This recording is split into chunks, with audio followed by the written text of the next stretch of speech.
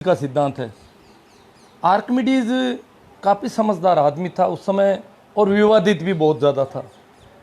तो वहाँ के राजा ने कहा कि भाई ये ज़्यादा अपने आप को वैज्ञानिक मानता है, अपने आप को समझदार मानता है। तो राजा को कोई एक गहना था, उसके पास सोने के आभूषण थे।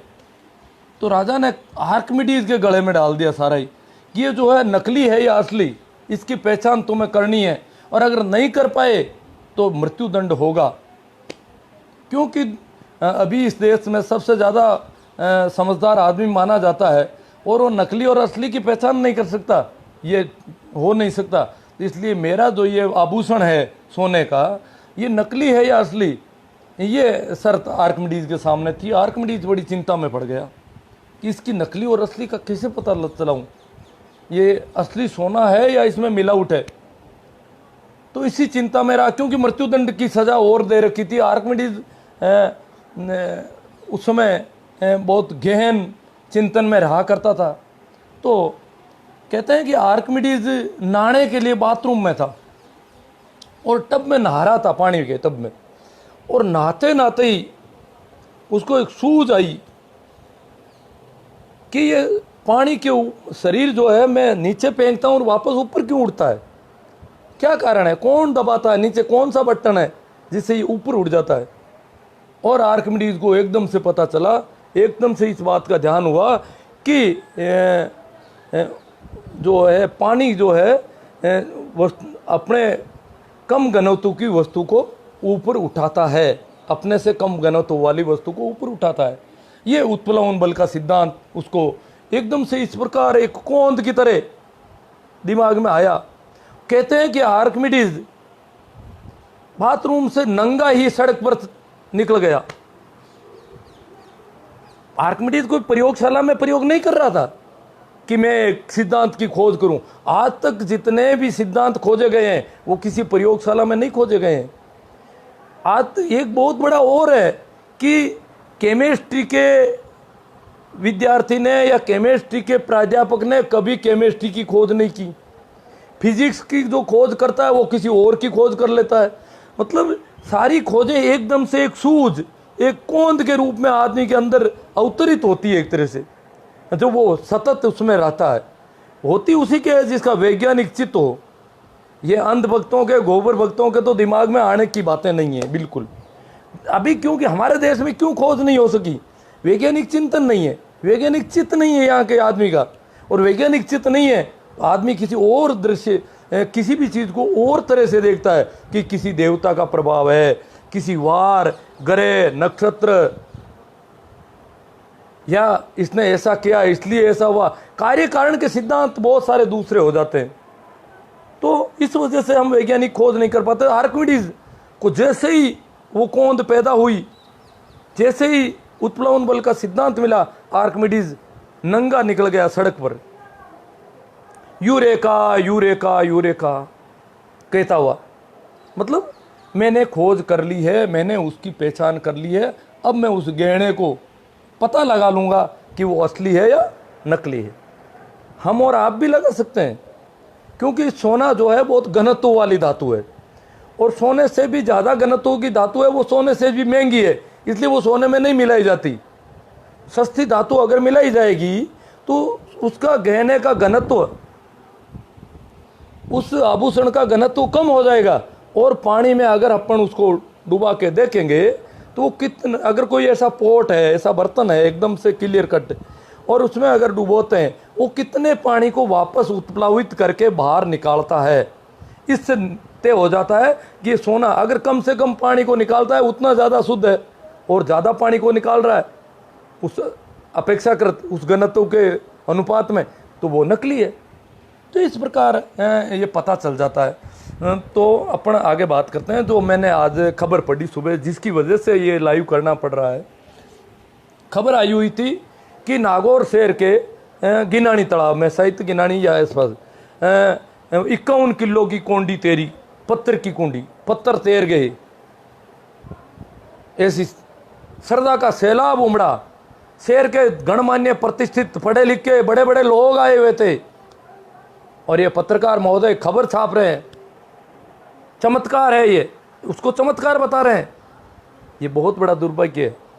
अगर ये पत्रकार इस प्रकार की खबरें छापेंगे तो फिर देश का क्या होगा? हम हमारे बच्चों में वैज्ञानिक चिंतन का विकास कैसे करेंगे? बच्चों का माइंड, साइंटिफिक माइंड कैसे होगा? ये बहुत बड़ी चुनौती इस देश में कि यहाँ के आने वाली पीढ़ी को साइंटिफिक माइंड विकसित किया जाए। स्कूलों के लिए तो है ही, सभी के लिए है। मैं ये देख रहा हूँ इसमें थोड़ा साफ नहीं है कैमरा।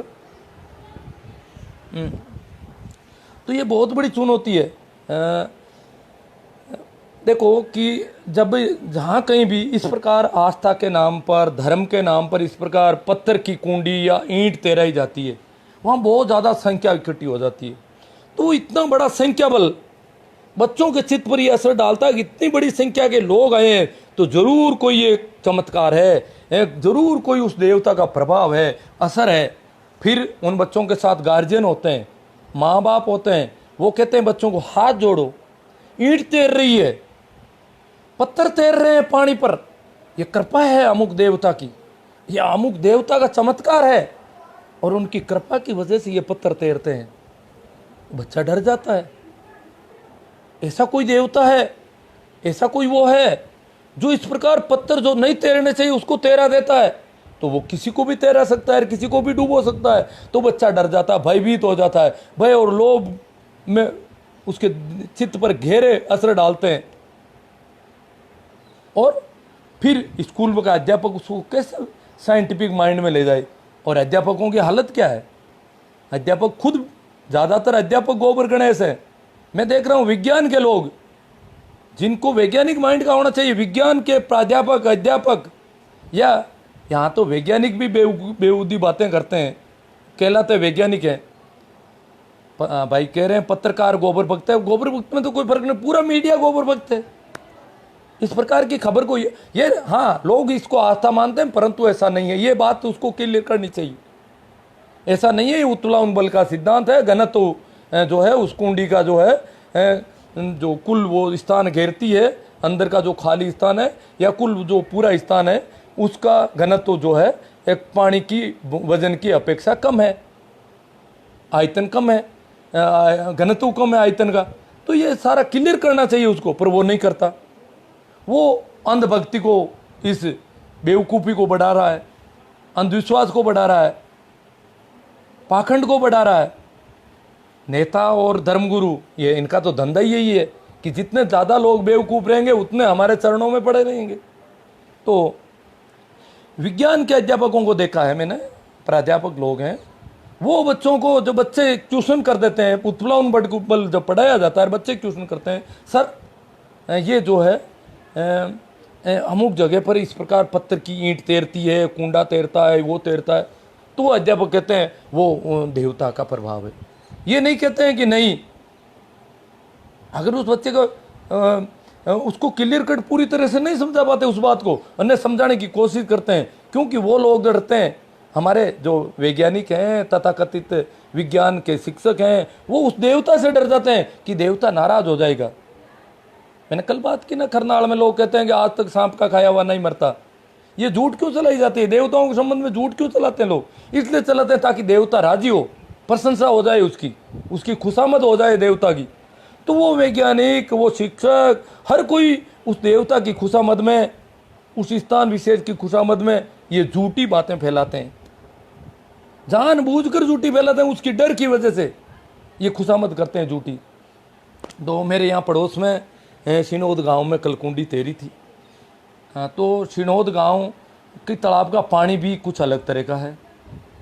और मेरा मानना है, ये विज्ञान भी है, कि अगर पानी का घनत्व ज़्यादा है तो उसमें ज़्यादा चीज़ें तैरती है, ये तय है। आज किसी ने एक कमेंट किया कि आप जो है ईंट दूसरी ला करके दो, जो ईंट तैराते हैं उनको दूसरी ईंट ला के दो तो नहीं तैरेगी।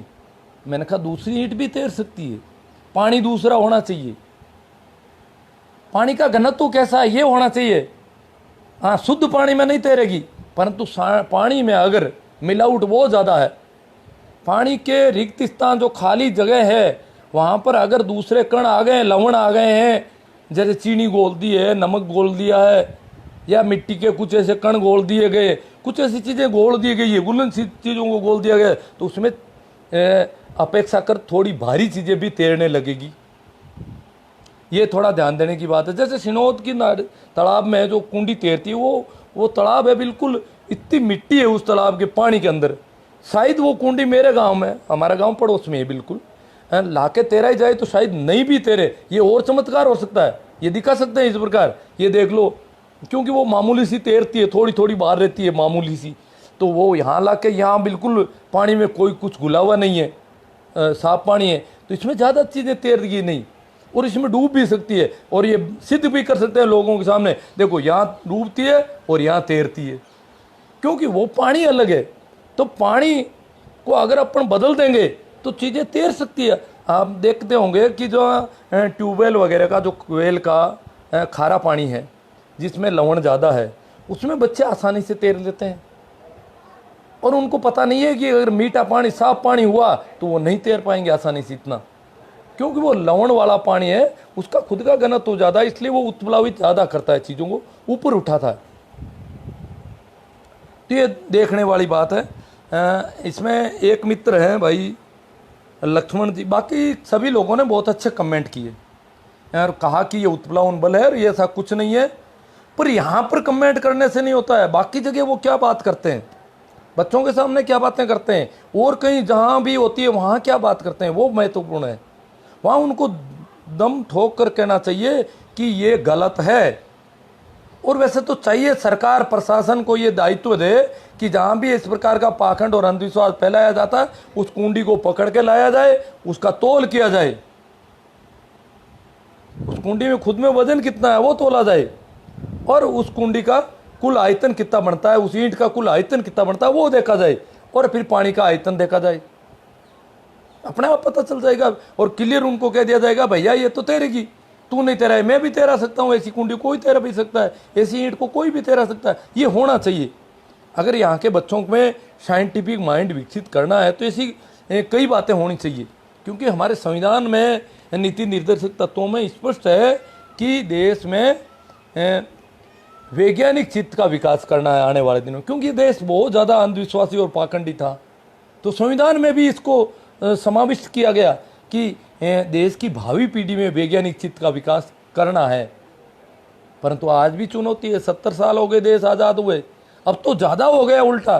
पूरा मीडिया इस बात पर रह गया है कि वैज्ञानिक चित्त विकसित, कहने को यही कह दो विज्ञान यहाँ था, पुष्प विमान था, वो था, ये था, ये सारी बेवकूफ़ी भरी बातें कर लो, परंतु वैज्ञानिक चित्त विकसित नहीं होना चाहिए, ये चाहता है जो प्रशासन है, सत्ता है, वो ये चाहती है। तो एक है और बात कर रहा हूँ, एक छोटा सा क्वेश्चन भी मैंने इसमें डाला है कि क्या बात है, तैरने में ऐसी कौन सी बात है, कौन सी कीमिया है कि सभी पशु तैरते हैं और आदमी नहीं तैर पाता। एकमात्र आदमी जो है वो आसानी से नहीं तैर पाता, यूं गिर जाए तो नहीं। सभी पशु, आदमी को तैरना सीखना पड़ता है, पशुओं को सीखना नहीं पड़ता। क्या पशु ज़्यादा विद्वान है जो बिना सीखे ही तैर लेते हैं आराम से? छोटा से छोटा बच्चा पशु का पानी में निकल जाता है। जब हम पशुपालन का धंधा करते हैं, तालाब में पानी पिलाने जाते थे, तो छोटा बछड़ा वगैरह होता, तो हम सोचते कि उस भैंस के पीछे पीछे जा रहा है, ये डूब जाएगा, ये अभी जानता नहीं है, अनजान है, ये डूब जाए, परंतु वो भी नहीं डूबता, आराम से तैरता जाता। ये क्या है, कहाँ से सीख के आता है वो? नहीं, सीखना पड़ता नहीं है, क्योंकि वजन कम होता है पशुओं में आयतन के अनुपात में। अब ये बात अगर किसी को कहा जाए कि आयतन के अनुपात में पशुओं में तो वजन ज़्यादा होता है, भैंस भारी होती है फिर भी तैरती है, आदमी इतना भारा थोड़ा होता, पर वो आयतन के अनुपात में देखना पड़ता है। और वजन में भी विशेष तौर से मैं बता दूं, जो हमारा दिमाग है वो भारी है सबसे, बस। और हमारे सारे शरीर में कोई ज़्यादा अंतर नहीं है घनत्व का, परंतु मनुष्य का दिमाग जो है सबसे ज़्यादा भारी है, मस्तिष्क भारी है। हम देखते हैं छोटे बच्चे का मस्तिष्क अलग संभालना पड़ता है, क्योंकि मस्तिष्क में भार ज़्यादा है, वो कई बार गर्दन उसको संभाल नहीं पाती है लंबे समय तक। बाकी सभी जानवरों की गर्दन सिर को संभाल लेती है हाथों हाथ, परंतु आदमी के बच्चे की गर्दन कई महीनों तक सिर को नहीं संभाल पाती है। कारण यहाँ भार ज़्यादा है, वजन ज़्यादा। यही भार इसको तैरने में दिक्कत कर रहा है, आदमी के जो है घनत्व कम हो जाए। हाँ भाई जगदीश जी मारू का वो कह रहे मैं सुन नहीं पाऊंगा, परंतु उन्होंने बहुत अच्छे कमेंट किए। उन्होंने कहा कि मरी हुई लाश तैरती है, लाश का आयतन बढ़ जाता है, वो फूल जाती है थोड़ी, और फूलने के बाद में वो तैरने लग जाती है आराम से। जिंदे आदमी का इतना आयतन हो नहीं पाता है। तो इसी प्रकार अब मैं कुछ कमेंट पर आ जाता हूँ। शायद जो बात करनी थी वो लगभग हो गई होगी। तो सबसे बड़ी बात ये, जो धार्मिक नाम से जो चीज़ों को तैराते हैं, दिखाने में पत्थर दिखाते हैं, ईंट दिखाते हैं, और फिर वो हल्की होती है इस वजह से तैरती है, और बच्चों में जो उनके गार्जियन हाथाजोड़ी करवा के इस प्रकार करवाते हैं, ये बहुत गलत है और वैज्ञानिक चित्त के विकास में बहुत बड़ी बाधा है इस देश में। हम बहुत पिछड़े हुए देश हैं। हाँ भाई लक्ष्मण सारण कह रहे हैं, लक्ष्मण सारण डबल नाम है इनका, फेसबुक पे आ गए होंगे यहाँ पे, अभी देख लेंगे। दिमाग का कचरा मत करो, या पता नहीं मेरे दिमाग का कचरा करवा रहे हैं या अपने दिमाग का कचरा करने का की चिंता हो रही है। आपके दिमाग का कचरा नहीं हो सकता लक्ष्मण जी, हो ही नहीं सकता। आपका तो चारों ओर से सुविधा है, परकोटा बना हुआ है। हाँ मेरा दिमाग तो वैसे भी कुछ ज़्यादा दिमाग नहीं है, मुझे कोई दिमाग वाला माने तो वो तो मैं हूँ नहीं। तो पता नहीं किसके दिमाग का कचरा कर। अति हमेशा बुरी होती है, जय श्री राम, वो उसको ले आए जय श्री राम को यहाँ पर। अति हमेशा बुरी होती है। जो पुष्प के विमान बेचारा जानता नहीं था, उसके पास विमान नहीं था। देखो रावण ज़्यादा वैज्ञानिक चित्त का था, उसके पास विमान था, और इनके पास विमान नहीं था, जब पत्थर को तैरा रहे थे वहाँ पर। तो ये जो बातें होनी थी इसमें से कुछ हो गई है। एक तो और कोई बात छेड़ना चाहता था, हाँ याद आ जाए तो अभी ले लेता हूँ मैं। तो मित्रों सबसे बड़ी जो चिंता का विषय है, जो सोच का विषय है, वो ये है कि ये देश दुनिया की सबसे प्राचीन सभ्यता है। दुनिया की सबसे प्राचीन सभ्यता होते हुए भी यहाँ पर वैज्ञानिक खोजें नहीं हुई। वैज्ञानिक खोज की दृष्टि से हम सबसे पिछड़े हुए देशों में शुमार होते हैं। हम उन अफ्रीका के, दक्षिणी अमेरिका के उन देशों में शुमार होते हैं जो बहुत पिछड़े हुए हैं, और हम सबसे पुरानी सभ्यता। फिर भी विज्ञान क्यों नहीं विकसित हुआ? इसी पाखंड और अंधविश्वास की वजह से। कुछ अभी आ जाएंगे गोबर गणेश यहाँ पे, वो कहेंगे पुष्प के विमान हमारा था, टेलीविजन था संजय के पास में, ये था वो था, पता नहीं हजार बातें गिना देंगे। ये तो विज्ञान चोरी होकर के उधर चला गया, यहाँ से चोरी हुई। जैसे एडिसन ने 1000 आविष्कार किए अकेले ने, क्या वो चोरी करके ले गया तुम्हारे यहाँ से? बिजली का बल्ब बनाने के लिए तुम्हारे यहाँ से लेके गया वो। पर ये सारी बेहूदी बातें करते हैं ये लोग। हाँ गणित की दृष्टि से हम कमजोर नहीं है। खगोलीय गणनाएं, ज्योतिष, ये सारी चीजें जो खगोल संबंधी गणनाएं और ग्रह नक्षत्रों की स्थिति है, वो बहुत पुराने समय में इस देश के गणितज्ञों ने खोज ली थी। क्योंकि शून्य का आविष्कार इस देश की देन है दुनिया को। 1 से 10 तक के अंक, दशमलव पद्धति, ये भारत की देन है गणित में। सारी दुनिया आज 2 दशमलव पद्धति अपना रही है, वो भारत से गई हुई पद्धति है। इसमें कोई नहीं कह सकता कि, कोई दावा नहीं कर सकता कि ये उस देश ने खोज की, ये भारत की खोज है। गणित में हम जरूर थे, चिकित्सा विज्ञान में थोड़ा बहुत कुछ दवा दारू कर लेते थे, बाकी कोई ज़्यादा दम नहीं था।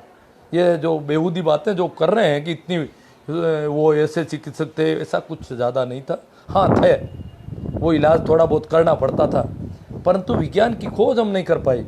हम वही वाता जोड़ी करते रहे जिंदगी भर, पीढ़ियों तक वही बातें सोचते रहे, वही मुहूर्त देखते रहे, वही टिप्पणे देखते रहे।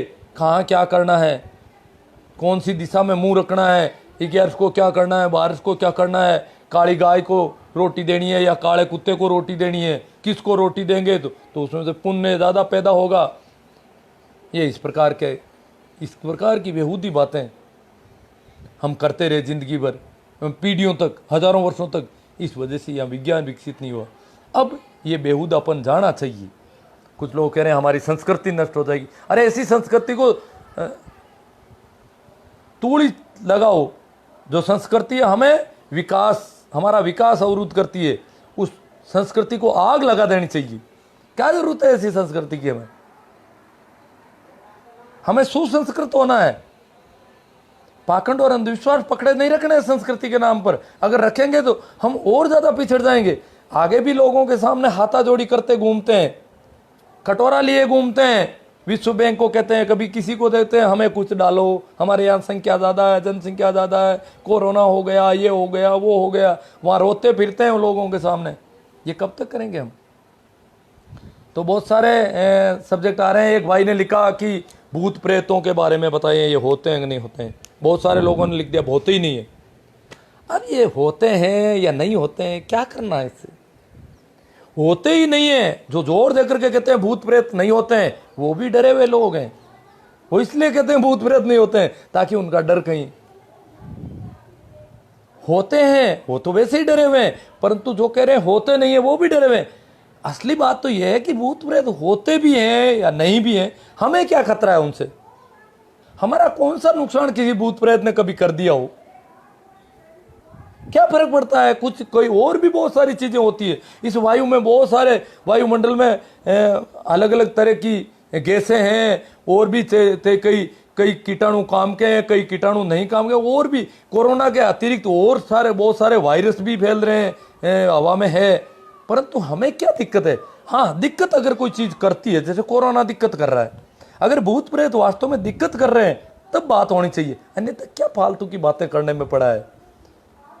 चलो हम आगे कुछ कमेंट ले लेते हैं कि मैं बहुत तेज बोल रहा था। हाँ, सभी को नमस्ते, प्रणाम, राम राम।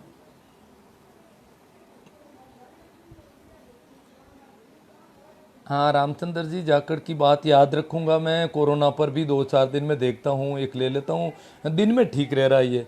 भाई हंसराज गोरा आए हैं, ये कह रहे हैं डियर कांग्रेसी विधायकों। ये तो कोई राजनीति की बात कर रहे हैं सही। अपना रेट थोड़ा कम कीजिए, आपको खरीदने के चक्कर में देश की सारी संपत्ति बिकी जा रही है। अजी रेट तो क्या है कि हमारे यहाँ कहते हैं मैदा लकड़ी के क्या भाव। मैदा लकड़ी एक ऐसी लकड़ी होती है जिसका लेप लगाने से पीड़ा कम हो जाती है मांसपेशियों की। आजकल उसकी ज़्यादा जरूरत नहीं, पर पुरानी प्रचलन में ये था। आजकल तो और दवाइयाँ कई तरह के ऑइंटमेंट आ गए, तो वो जो है उसको लगाते थे। तो कहते थे मैदा लकड़ी के भाव क्या, रेट क्या है? कि भाव वही है, लगी चोट कितनी भारी है, दर्द कितना है। जितनी पीड़ा ज़्यादा होगी उतनी मैदा लकड़ी महंगी हो जाएगी, और पीड़ा कम है तो मैदा लकड़ी सस्ती मिल जाएगी। मैदा लकड़ी के क्या भाव होने? तो इन विधायकों के बेचारों के क्या भाव है? जितनी पीड़ा है उतने भाव है। अगर पीड़ा नहीं होती तो भाव होते ही नहीं। अगर जैसे बीजेपी के विधायकों के कहीं भाव ही नहीं दिख रहे बेचारों के, इस प्रकार पीड़ा के अनुपात में भाव होंगे इनके। हाँ भाई हंसराज जी गोरा ने वो कमेंट कर दिया, मैं भी करना चाहता था।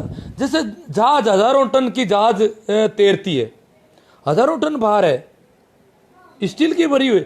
कुछ लोग मुझे कहते हैं पत्थर की कुंडी तैर गई। मैंने कहा मैं लोहे का कुंडा तैरा देता हूँ, लोहे की तगारी को तैरा देता हूँ। कि लोहा तो तैरता ही है, पत्थर थोड़ी तैरता है। अरे भैया लोह भारी होता है, पत्थर के बजाय ज्यादा वजनी है, घनत्व तो ज्यादा होता है इसका, फिर भी तैरा देता हूँ। कि वो तो लोह तो तैरे गई। अब क्योंकि लोह तो इन्होंने खुद ने तैरा के देख लिया 1000 बार, पत्थर की इन्होंने तैरा के नहीं देखी। तो ऐसी कुछ बना के तैरा वो सभी, कोई दिक्कत नहीं है। इसको मिटाने के लिए यही तरीका है, और ऐसी ईंटें ले आओ और उनकी ईंट को भी चैलेंज कर दो, आइए हम यहाँ तैरा देते हैं तुम्हारी ईंट को, और तुम तैराओ तो हम ईंट देते हैं तुम्हें, अमुक तालाब में तैराओ। तो यूं नहीं है कि वो कोई बहुत ज्यादा खारे पानी में या मीठे पानी में किसी और पानी में तैरा दे।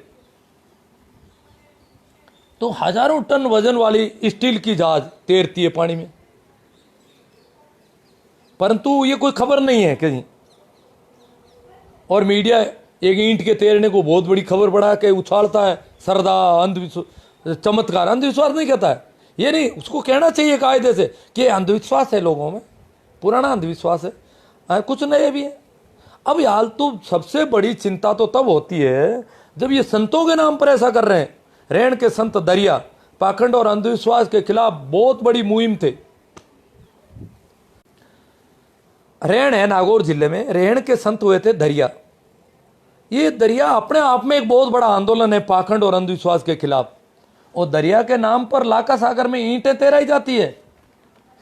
इनको पूछा जाए कि लाका सागर में जब दरियावाणी डूब गई तो ये ईंटें कैसे तैरती है। अब पता होना चाहिए कि इसका इतिहास भी है। दरिया के समय में दरिया के पद जो दरिया ने बोले थे उस समय वो लिख लिए गए किताबों में। दरिया को जब पता चला कि शास्त्र लिखा गया है, क्योंकि संत शास्त्र के खिलाफ होते हैं, इसलिए दरिया ने कहा कि ये सारा शास्त्र जो है क्या 1 लाख वाणी थी सारी डूबा दी उस तालाब में, इस वजह से उसका नाम लाका सागर है। तो दरिया के नाम से ईंटें तैराते हैं। और वहां पर मैंने देखा है भीड़ इकड़, मैं थोड़ा दूर हटता हूं कि भाई अपन इस भीड़ का हिस्सा नहीं बने, परंतु देखता हूँ औरतें बच्चों से कहती हाथ जोड़ो, बाप जी को हाथ जोड़ो, बाप जी ने तैरा दी। वहां बाप जी लाल कपड़ों का कोई जाता है अंदर पानी में, वो तैराता है। अब उस बाप जी का डर लगता है, कोई राक्षस है पता नहीं क्या है, ये ईंट तैरा देता है, कल को किसी की जान ले सकता है। तो ईंट इनके लिए खबर नहीं बनती, ये जहाज तो। आवाज नहीं आ रही है, इसका मतलब आज भी ये करेक्ट कुछ हो गया, गड़बड़ बीच में हो गया होगा, हो जाता। अब दिन में रात में तो बहुत ज़्यादा होता है, इसलिए मैंने ये लिया। मुकेश बेगर दिशा, इन लोग इनको जो बोल रहे हैं दिया है वो इनके लिए सच है। अपना दिमाग 1% भी कम नहीं लेते, काम नहीं लेते।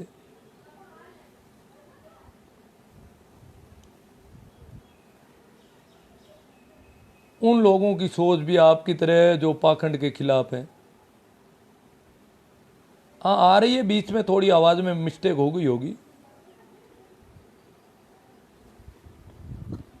हाँ भाई, ये मेघवंशी जी पांचोड़ी से कह रहे हैं कि पानी को बार बार खाली क्यों कर रहे थे वो संत बाबा। मुझे पता नहीं कहाँ की खबर है।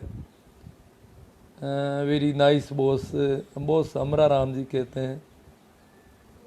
हाँ ओम प्रकाश मेघवाल, पत्रकार तो खुद 1 नंबर के गोबर भक्त हैं। सभी पत्रकार नहीं होंगे, मैं सभी को नहीं कहता, परंतु क्या है कि वो सोचते हैं कि हमारी खबर जो है, अखबार जो है इस पे चलता है। वो इस अंधविश्वास और पाखंड में अपनी टीआरपी खोज रहे हैं कि वो खबर नहीं देंगे तो वो नाराज हो जाएंगे, उनका बहुत बड़ा भक्त समूह है। परंतु देश का कितना बड़ा नुकसान हो जाता है उनकी इस वजह से। नरपत राम, बाप जी पाश्चात्य संस्कृति से तो बचाता है बच्चा। बाप जी पाश्चात्य संस्कृति से बचाता है। अरे भैया, पाश्चात्य संस्कृति के बिना आप फोन कहाँ से लेके आ रहे हो? पाश्चात्य संस्कृति में डूब गए तुम तो बुरी तरह से। आपके पास जो कार है वो कहाँ से आई? आपका घर का बल्ब कैसे आया? आपका फैन कहाँ से आया? आपकी बिजली कहाँ से आई? आपको क्या पता न्यूट्रॉन प्रोटॉन? पाश्चात्य संस्कृति के बिना आपके पास क्या है? सारी कुछ तो पाश्चात्य संस्कृति है, उसके गुण गाओ, रोज आरती करो पाश्चात्य संस्कृति की, इसका झंडा बुलंद करो कि पाश्चात्य संस्कृति ने हमें जीवन दिया है, हमें विकास के आयाम दिए हैं। पाश्चात्य संस्कृति से क्या नुकसान हुआ आपको? हेमा हुड्डा, पत्रकार केवल फोटो खिंचाना जानते हैं, बाकी टन टन गोपाल है, बच्चों को फोन दे दो। क्या पता क्या देना चाहिए। वाह गुरुदेव, प्रेम प्रकाश, हाँ अशोक कुमार जी लीलावत, पढ़े लिखे लोग ऐसे अंधविश्वास पर विश्वास करते हैं। सवाल यह है कि फिर ये पढ़े लिखे क्यों, और ऐसे लोग ही पाखंडवाद को बढ़ावा देते हैं। अब देखो, मैं तो विज्ञान का आदमी भी नहीं, विज्ञान का स्टूडेंट भी नहीं रहा, परंतु मुझे ये चिंता होती है जब मैं देखता हूँ कि विज्ञान के विद्यार्थी और विज्ञान के प्राध्यापक, विज्ञान वाले लोग इस प्रकार करते हैं। भाई नरपत राम कह रहे हैं आप भी रुपयों का लोभ छोड़ दो। अरे भाई नरपत राम, आप भेंट मत करना मुझे रुपये। अब पहले कभी कर दिए होंगे इन्होंने, कोई भेंट दे दी होगी, हालांकि मुझे कभी मिले नहीं। और भेंट कर दी तो ये तो आपका भाव है, आप दे देते होंगे मुझे कभी 1,00,000 2 लाख, पर इसे लोभ नहीं कहा जा सकता। लोभ तब होता है जब मैं लोगों को बेवकूफ़ बना करके रुपये लेना चाहता हूँ, जब मैं बिना कमाया हुआ धन कहीं से लेना चाहता हूँ, उसे कहते हैं लोभ लालच। ये लोभ नहीं है।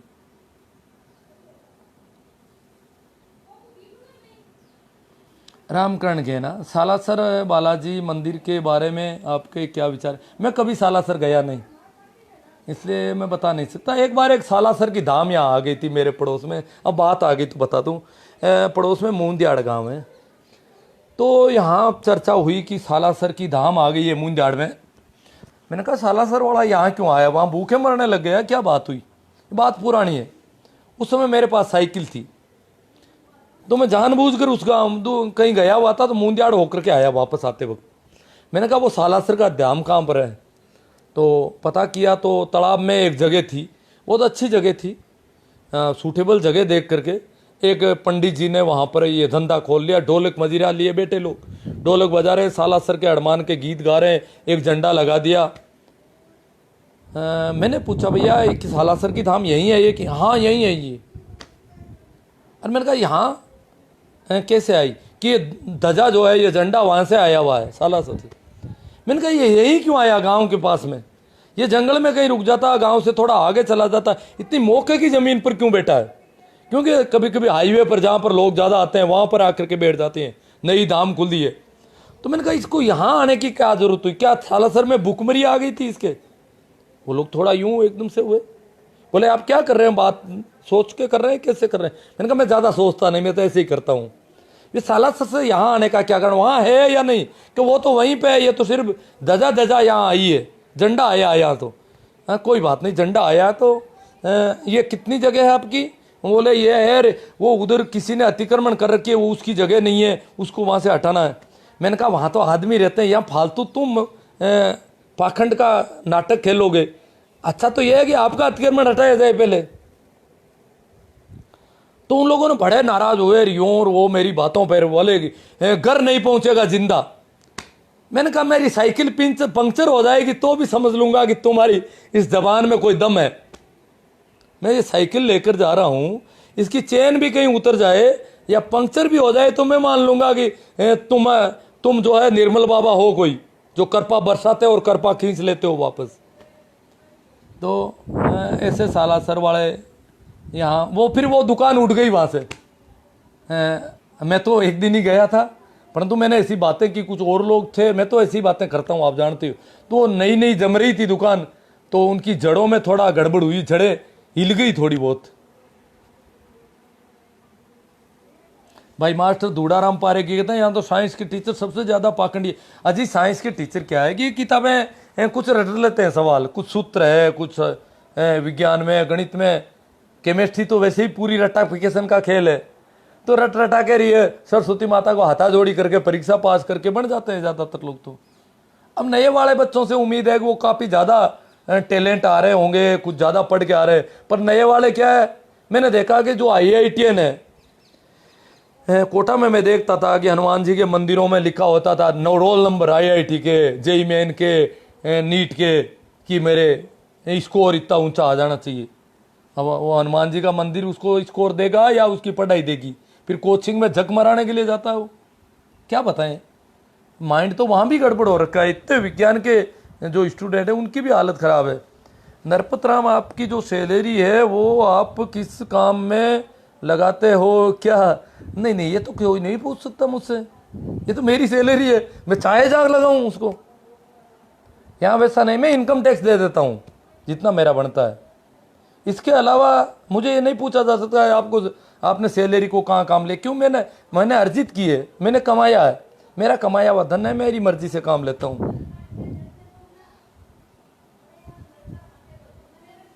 शिवदत्त शंभूराम जी मेघवाल, सही बात है। शिक्षकों के बारे में आप बता रहे हैं, बड़े मूर्ख नहीं महामूर्ख हैं सर, देवताओं के बहुत आश्रित है। महीने में 8-10 नारियल साथ ही खरीद कर बालाजी भैरू जी माता जी को चढ़ाते हैं, दूसरों से बेस और करते हैं। हाँ ये हालत है, हमने तो खूब देख रखा है इनको। सुरेश मेघवंशी कहते हैं आवाज़ डबल आ रही है। डबल तो क्या, मैं थोड़ा ज़ोर से बोल रहा था इस वजह से आई होगी, और तो क्या हुआ। भाई शिवदत्त जी कहते हैं रेण में ईंट तैराते हैं, राम सनई संप्रदाय के संत तैराते हैं, मीडिया बहुत बड़ा कर। हाँ मीडिया तो वो तो मीडिया तो देख रहा है मेरी TRP, इन बेवकूफ़ों के भरोसे चलते होंगे अखबार भी।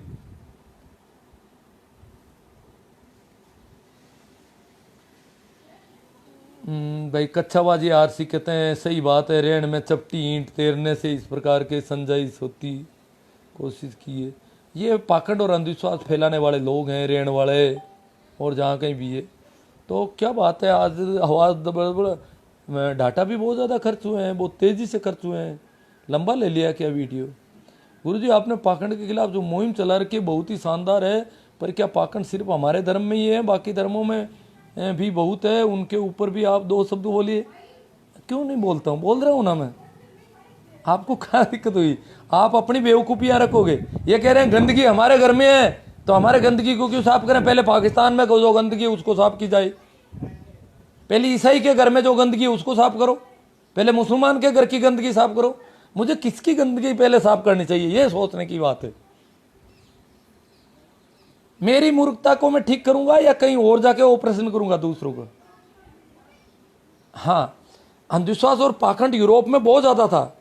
पोप और पात्री सभा पत्र बांटते थे, परंतु वो थोड़े दिन चला, वहां पुनर्जागरण हुआ और एकदम से वो सारी चीजें बंद हो गई उनकी। पर यहां बंद नहीं हुआ, यहां बढ़ रहे हैं, यहाँ की सत्ता बढ़ा रही है ये काम। और ये गोबर भक्त आप जैसे लोग जो ये कमेंट कर रहे हैं, कौन है ये?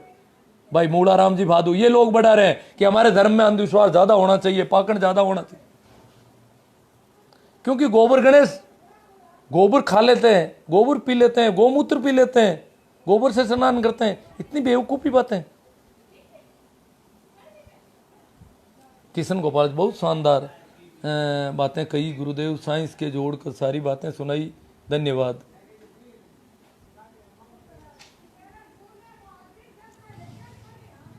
कुछ लोग कहते हैं गोबर भक्त क्या होता है? यही गोबर भक्त जो गोबर खाने पीने को राजी हो जाते हैं, गोमूत्र पी लेते हैं। गोमूत्र कोई पीने की चीज है? उसको पी लेते हैं पंचामृत के नाम से। मंदिरों में पंचामृत पाया जाता है, से कहते हैं गाय का पंचामृत, जिसमें गाय का गोबर, मक्खन, दूध, मूत्र और घी, ये 5 चीजें मिलाते हैं। पंचगव्य, इसका नाम देते हैं पंचगव्य। और पंचगव्य खाने पीने को तैयार हो जाते हैं। मैं उनको गोबर भक्त मानता हूं, जो गोबर भी खा लेते हैं आराम से, मूत्र भी पी लेते हैं। इतना भी नहीं सोच, वो कह रहे मैं संस्कृति को बचा रहा हूं, मेरे धर्म को बचा रहा हूं। ऐसा धर्म थोड़ा ही होता है कोई।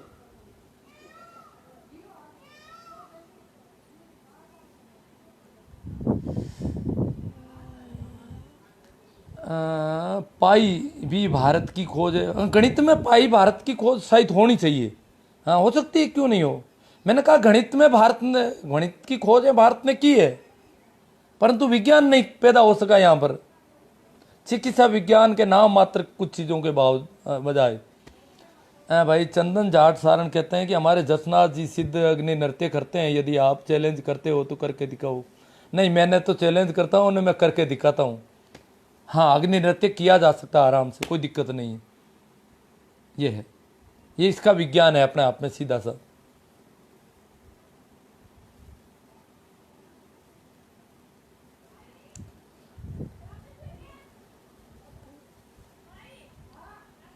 महावीर प्रसाद कह रहे हैं कि आपसे बात करने का जरिया केवल टेक्स्ट में ही हो सकता है न, क्योंकि आपसे फ़ोन पर बात तो की नहीं जा सकती। नहीं महावीर प्रसाद जी, बात तो हो सकती है फ़ोन से। अभी इन दिनों मैं लगभग 70% लोगों से फ़ोन से बात कर पाता हूँ। कभी कान थोड़ा ज़्यादा डैमेज होता था तो 50% पर आ जाता है। तो आपकी आवाज़ अगर ठीक है, क्लियरिटी ठीक है, तो आराम से बात हो जाएगी। अगर क्लियरिटी कम हुई, आवाज़ धीमी हुई, तो शायद गड़बड़ रहेगी। आवाज़ कईयों की तेज़ भी है, फिर भी क्लियरिटी की प्रॉब्लम की वजह से मैं नहीं सुन पाता हूँ। बात हो भी सकती है, तो वो करने पर पता चलेगा।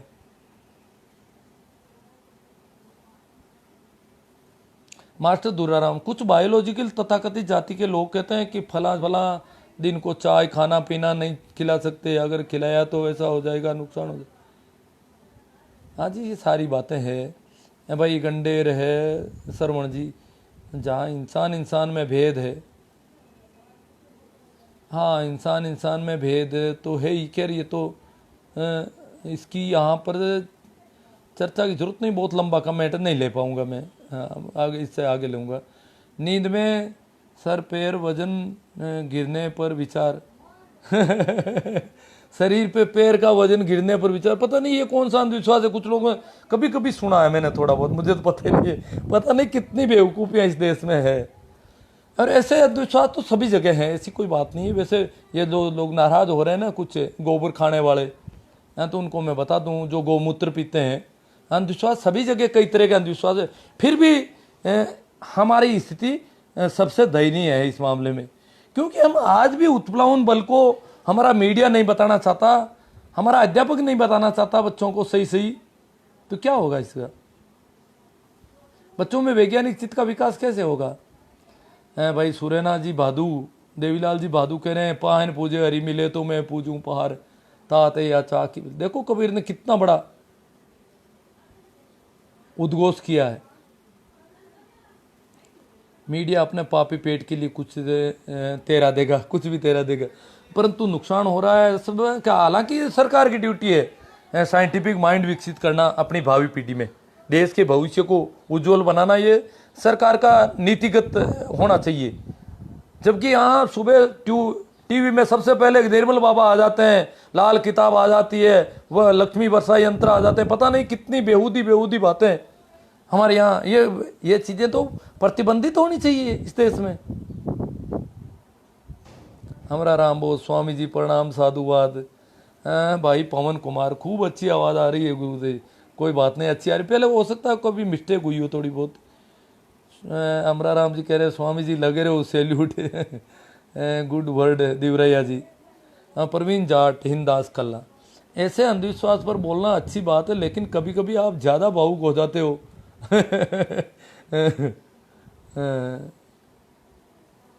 चलो कोई बात नहीं, आपने कुछ नज़दीक आने की कोशिश की है। बहुत शानदार पाखंड के खिलाफ आपका लाइव, जिसे काफ़ी समझदार हो रहे हैं और पाखंडी कम हो रहे हैं। हाँ, असर पड़ सकता है, सही बात है। आपका दायित्व है कि इसको ज़्यादा से ज़्यादा शेयर करें, इस पर कमेंट करें, लाइक करें। अन्य कई साइट हैं उन पे भी इसको, दूसरी कई साइट हैं उन पे भी शेयर करें इसको, यूट्यूब पर और अन्य कई साइट हैं जिन पे इनको शेयर किया जा सकता है। इसको सोशल साइट्स हैं उस पर आप शेयर करें, इसके लिंक को शेयर करें ताकि इसका प्रसारण बढ़े। और मेरे यूट्यूब चैनल का सब्सक्राइब करने का ध्यान रखना। थोड़ा एक बात बता दूं और क्या कि कुछ लोग इसलिए सब्सक्राइब नहीं कर पा रहे हैं कि उनका जो है उनके एंड्रॉयड फ़ोन में कोई ईमेल आईडी लॉगिन नहीं है। ईमेल आईडी लॉगिन होना ज़रूरी है यूट्यूब चैनल के लिए। पहली बात तो लॉगिन होना ज़रूरी है। फिर अपने यूट्यूब जो ऐप है उसमें उसको ईमेल अकाउंट से कनेक्ट करना चाहिए। ईमेल जिन का यूट्यूब ऐप, अपने एंड्रॉयड फ़ोन का यूट्यूब ऐप ईमेल अकाउंट से कनेक्ट है, वो लोग ही सब्सक्राइब कर सकते हैं, वो लोग ही लाइक कर सकते हैं और वो लोग ही उस पर कमेंट कर सकते हैं यूट्यूब के वीडियो पर। ये प्रॉब्लम है। कुछ लोग कहते हैं व्यू तो किसी के भी आ, शायद व्यू भी उनके ही आएंगे, बाकी वालों के, क्योंकि व्यू का तो पता नहीं चलता कि किसका व्यू काउंट हुआ और किसका नहीं हुआ, इसलिए उनके व्यू भी काउंट में नहीं आते हैं शायद। तो ये थोड़ा ध्यान दें। आप मेरे यूट्यूब चैनल इसी नाम से है, आप सर्च करोगे मिल जाएगा आराम से। आज भी मैंने मेरी टाइमलाइन, फेसबुक टाइमलाइन पे आप पीछे जाओगे थोड़ा तो यूट्यूब लिंक डाले हुए हैं कई। भाई महिपाल जाकर बास नहीं खा रहा, बहुत शानदार पाखंड के खिलाफ आपका साहब, जिससे काफ़ी समझदार हो रहे हैं और पाखंडी कम हो रहे हैं, बहुत अच्छी बात है। अगर असर पड़ रहा है तो मुझे बोलने में क्या दिक्कत है। वो क्या, कुछ दिन मैंने रात में लाइव किए, उसमें बहुत गड़बड़ आ रही थी। अब मुझे पता चला है कि इस समय थोड़ा ठीक रहता है, टेक्निकली कोई प्रॉब्लम बता रहे हैं इसमें है, लग रही है। आज मैंने नागौर जिले में कुंडी को तैराते हुए देखा, इस कुंडी की जगह बड़ा पत्थर क्यों नहीं तैरता। भाई गुजर साहब, ये वीडियो पीछे जाकर के आपको देखना पड़ेगा, अभी मैं इसको शेयर कर देता हूँ। पीछे जाके आप देखोगे, उत्प्लावन बल को थोड़ा समझोगे तो अच्छी तरह से समझ में आ जाएगी सारी बातें, सारी बातें समझ में आ जाएगी आपको आराम से। थोड़ा समझने की कोशिश करना इस पाखंड से अलग होकर के। पत्थर कुंडी क्यों नहीं तैरती है, पत्थर भी तैर सकता है, ऐसी कोई बात नहीं है अगर उसका घनत्व कम है तो। भंवर राम खीचड़ साधु या सन्यासी है या नहीं, क्यों नहीं है, सन्यासी खूब है। सन्यासी तो उसको कहते हैं जो सन्यास की तरफ चल रहा है, साधु उसको कहते हैं जो सीधा साधा है, भोला भाला है, सरल चित है, वो है। हाँ, संत होना थोड़ा ऊंची बात है। साधु और सन्यासी संत होने की दिशा में चलने वाले लोग हैं। सन्यासी तो मैं भी हूं, साधुता की ओर बढ़ रहा हूं, और हो सकता है संत भी हो जाऊं कभी। ये राहगीर है, सन्यासी राहगीर है संत होने की तरफ, भगवान होने की तरफ, पैगंबर होने की तरफ। सन्यासी ही एक दिन पैगंबर होता है, एक दिन संत होता है, एक दिन तीर्थंकर होता है, एक दिन भगवान होता है। साधु और भी नजदीक होता है संत होने के, भगवान होने के, तीर्थंकर होने के, पैगंबर होने के। प्रेमाराम जी मेघवाल, जबरदस्त सुझाव, कोई सुझाव आया है इनको ध्यान में। खैराम सर, आप जैसे हर जिला में 10 आदमी मिल जाए। अरे भैया बहुत ज़्यादा संख्या कर रहे हो, 10 आदमी कहाँ से लाएंगे, जिला तो बहुत छोटा होता है।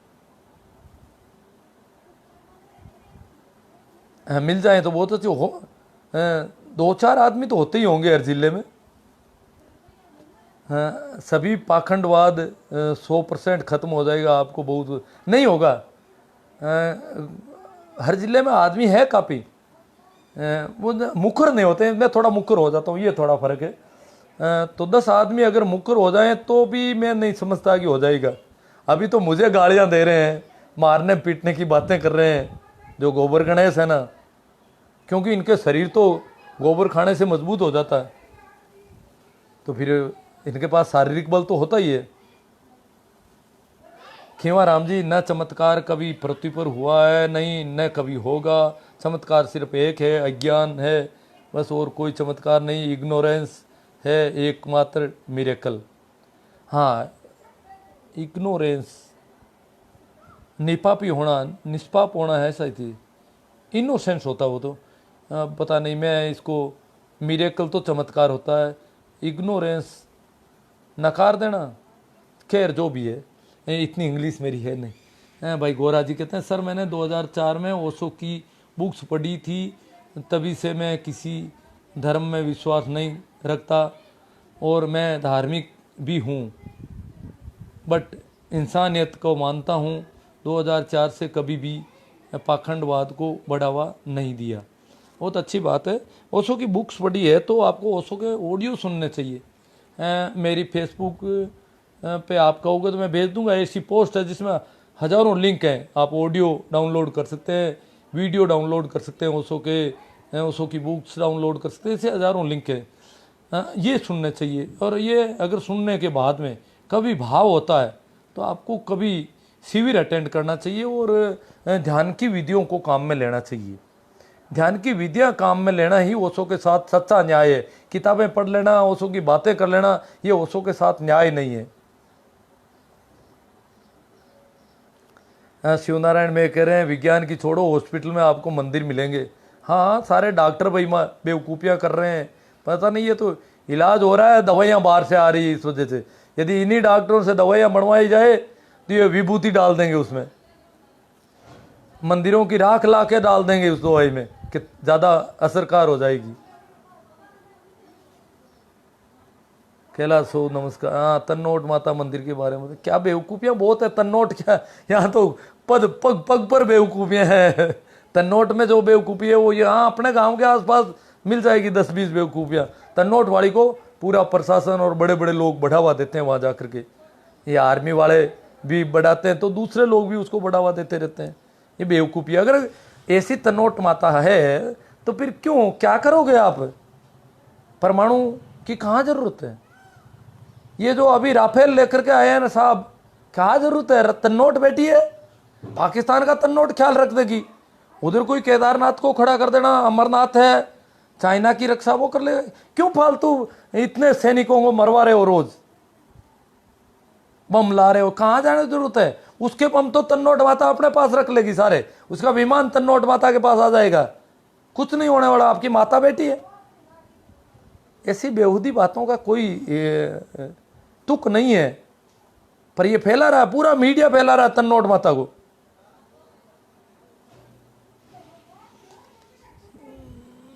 भाई मेरा हम निर्मल कह रहे हैं, आज से तो पता नहीं, क्योंकि कल को तो देवता सो गए हैं। हाँ, देवता वापस सो गए हैं, नहा धोकर के सोए हैं, तो नींद अब गहरी आएगी इनको वापस। मध्यम वर्ग अंधविश्वास सभी वर्गों में है, निचले तबके में भी बहुत ज़्यादा अंधविश्वासी, ऐसी कोई बात नहीं है।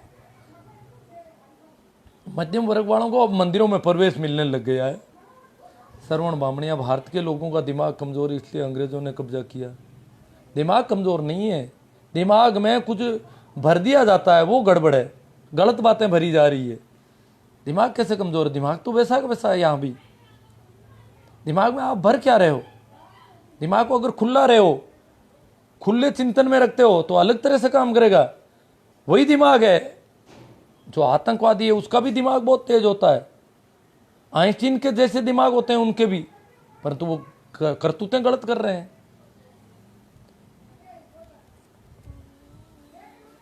पढ़े लिखे लोग भी बहुत पाखंडी और अंधविश्वासी होते हैं। पाखंड तंदा अंधविश्वास के खिलाफ बोलने पर धर्म भी दोहरी करवा देते हैं। हाँ वो तो है, सही बात है आपकी भाई। मेघराज जी, राजेश, हमारे देश में सत्ता हत्याने के लिए धर्म का इस्तेमाल, आज के युग में इतना अंधविश्वास बढ़िया है।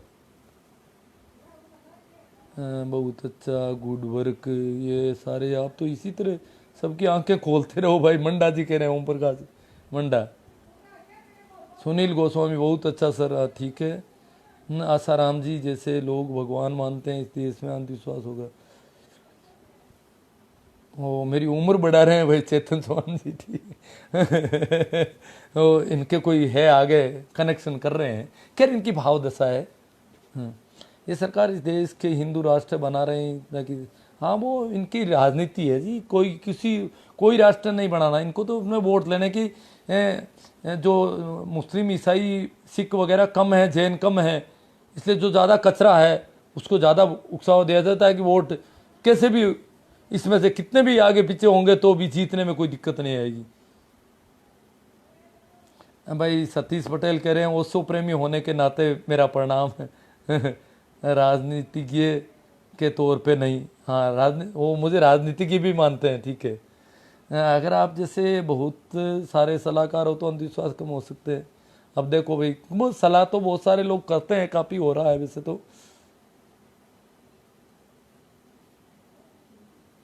मास्टर दूडाराम जी, ये सभी लोग साधुवाद, धन्यवाद। इसका मतलब आज लोगों को दिक्कत बहुत कम हुई है। श्याम सुंदर जी, पिड़ोद, ये हमारे इलाके में प्रशासन में साफ सफाई लाने, शुद्धता लाने की कोशिश कर रहे हैं, पारदर्शिता लाने की कोशिश कर रहे हैं और भ्रष्टाचार के विरोध जागरूकता ला रहे हैं।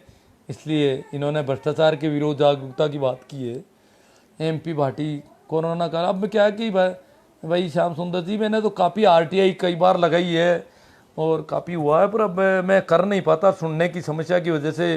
फ़ोन आते हैं और अगर मैं कहीं अब जाऊँ निरीक्षण करने किसी ऑफिस का, तो मैं नहीं कर पाता, सहायक की ज़रूरत पड़ सकती है, इसलिए मैंने छोड़ दिया ये काम। MP भाटी, कोरोना काल में पाखंड पर प्रहार तो हुआ है।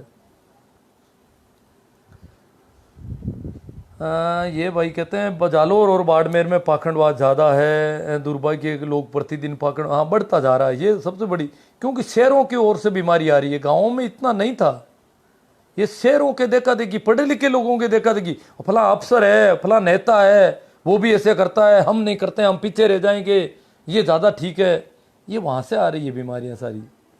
तो कमेंट ज़्यादा ले लिए मेरा। अब क्या है कि आज इसकी क्षमता ख़त्म हो गई, पता नहीं क्यों। ये सही चलता है तो इसका मतलब डाटा भी ज़्यादा खर्च होते हैं। कांकर पात्र जोड़ के ये तो आ गया सर जी, क्या है अब कोई ऐसा कमेंट, मुझे लगता नहीं कि किसी कमेंट पर अब चर्चा करनी चाहिए।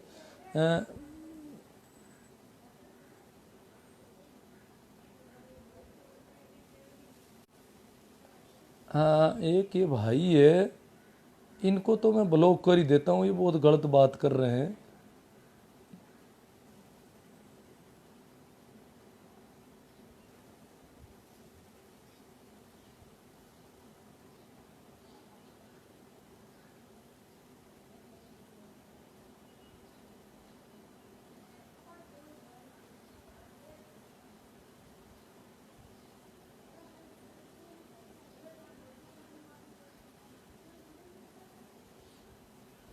तो शायद ये कमेंट तो ज़्यादातर होने चाहिए तो हो गए हैं।